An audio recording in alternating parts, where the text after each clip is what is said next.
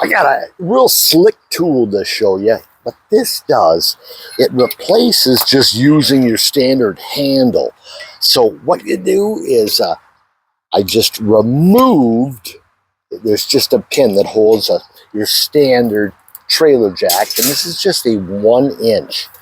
And what this does is this will fit over the shaft, and then you'll notice I'm going to put this pin through the hole that's in that jack shaft, and then it'll come out the other end there, and then I'll just put my washer and screw on there, and then now I can just use my drill to raise and lower it. So let me just I'm gonna raise it up. So by using a drill,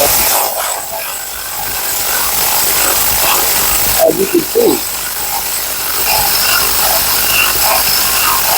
just like that. And if I want to lower it, I'll just reverse that.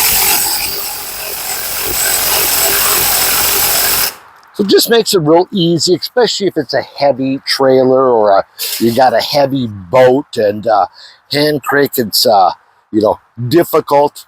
Just use a drill. So easy to use product, and I can just keep it right on there.